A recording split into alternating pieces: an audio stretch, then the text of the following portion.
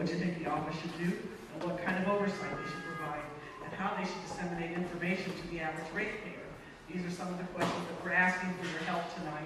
This is an important issue, and I hope you will continue to give your input, if not tonight, in emails, communications to any one of us, Mr. Garcetti or myself, and leading up to the March 2011 ballot. So, Mr. Garcetti, if you'd like to say a few words, and again, speaker cards by the front door, and if you want to speak, fill them out, and then please give them to the city clerk. Thank you very much, Ms. Perry, and good evening, everybody.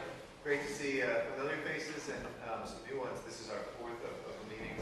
Ms. Perry may have covered the ground, especially changing locations. Thanks, everybody, for bearing with that. And under the circumstances of no air conditioning in the other place, Councilmember Weezar's office suggested we move here, and I think it was probably a sound suggestion, but we do have folks that are posted over there at the original meeting location to direct people here.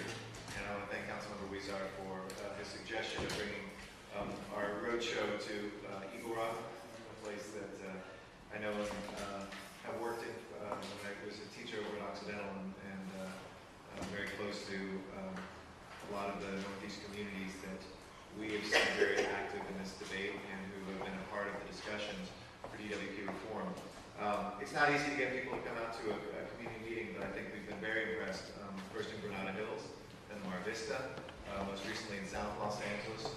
Following this meeting next week, on Monday, we'll be in CD15 down by the harbor, and 2 weeks later, our last of the 6 meetings will be in Council District 2 in Northeast San Fernando Valley. So we've really gotten a good breadth of geography and great input from people. I think Ms. Perry very well summarized a lot of the work that we've done and principles that the two of us have really worked hard to put forward and put before the people. A very different process, but one in which we wanted to early on get out in front of this issue, get people's input. We've all been the victims of and experienced and have seen in the past proposals that come forward with a week or two of thought left before the deadline, and we don't have enough time to refine them, for it to literally be a conversation and an open meeting. So I really appreciate working with Ms. Perry and the other members of the committees on what I hope will be also an ongoing model in the city of Los Angeles, and certainly as chair of rules and elections, what we're trying to do with all the ballot initiatives for things that might be on the ballot in March. Now, we've all experienced ballot initiatives that we feel we have almost no voice in. In fact, the California ballot initiative process has become such a, in some ways, anti-democratic thing, because it's really about who has the money to buy signatures for $3 or $4 a piece. And this is in contrast trying to give something to folks, get a sense of where people are out in Los Angeles, and then really refine as part of a conversation back and forth between policymakers and constituents on what things. So while we've been doing these joint meetings on Department of Water Power Reform, this coming week on Wednesday at, I think, 2 is the next rules and elections. Stand on 3, thank you. At 3 p.m. at City Hall, we'll be looking at a number of proposals that have been put forward. Ms. Perry has one on the budget.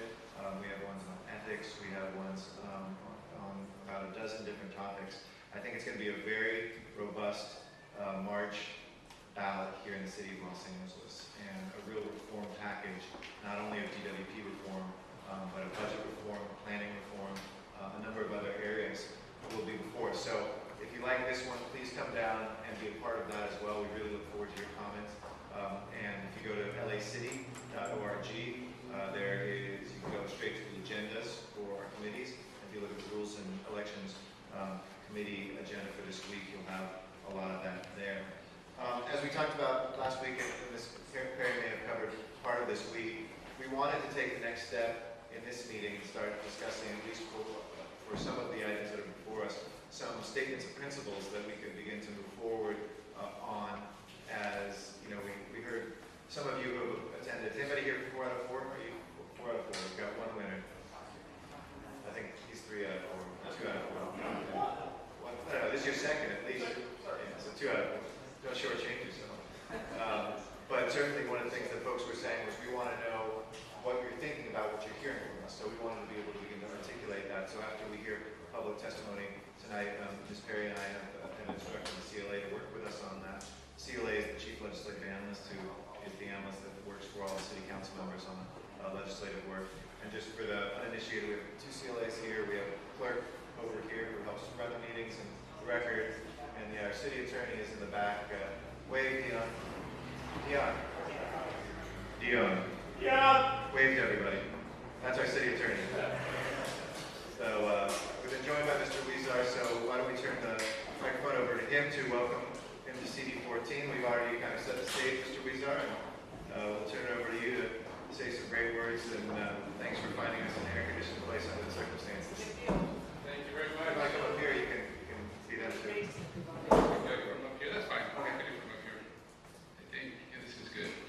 Well, welcome to Council District 14 and to Eagle Rock in particular. I want to welcome everybody who's here and who's joined us tonight for a very important meeting of the Rules and Elections and Energy and Environmental Committee. I first want to thank the chairs of both committees, our Council President Eric Garcetti, who has shaved now, and also our chair, our committee chair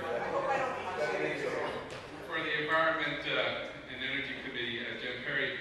I'm really excited about the work that both of these committees are making to work on some proposals for the March election that will bring more transparency and accountability to the Department of Environment and Power. In particular, the ratepayer advocate that is being proposed.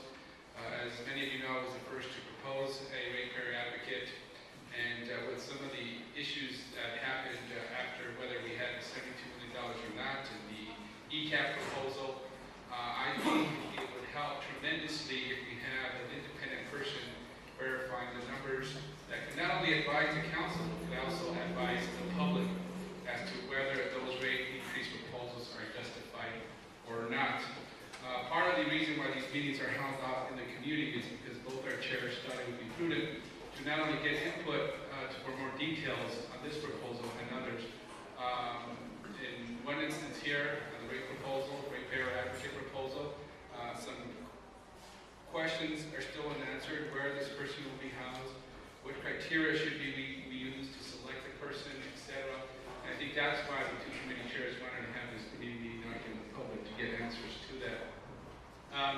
Secondly, as part of my motion that I proposed to have equal power to departments' budgets online, all the departments have since done that.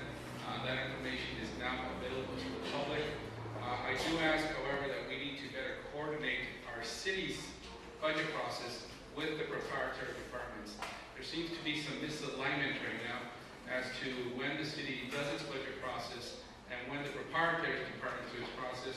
And understandably, we are focused on general fund dollars, and we need the proprietary departments to simply report on their budgets. I think we could better align our work if we work together. This became more apparent to me when the proprietaries went ahead and put their budgets online, and we had a lot of information on there that I had announced to the finance committee deliberating those issues. So I'm going to hear more to listen to the public. I want to thank you for being here and for participating, and I'll just give us a quick few thoughts as I welcome everybody. And I want to thank my staff and everybody else who moved us over here so quickly within 10 minutes from 110 degrees. Oven, yes, and I was also going to mention that this site here is Center for the Arts in Eagle Rock. It's actually a city department, and these are one of those buildings that is operated by a nonprofit in our community. Center for the Arts provides arts to young people and provides a number of different programming for the local community. One of the most renowned projects it has is the Eagle Rock Music Festival, which I hope most of you will, all of you will attend this Saturday, and it is one of the last free, open, remaining music festivals in the city of Los Angeles. This year they did something different, however, or we did something different. There's a $5 suggested donation. Center for the Arts has a number of great programs that the $5 donation will help not only meeting the cost of this wonderful event, but also for other programs they have at the center. So it's a great center, and I want to thank the Center for the Arts for the work they do. And they're always a big part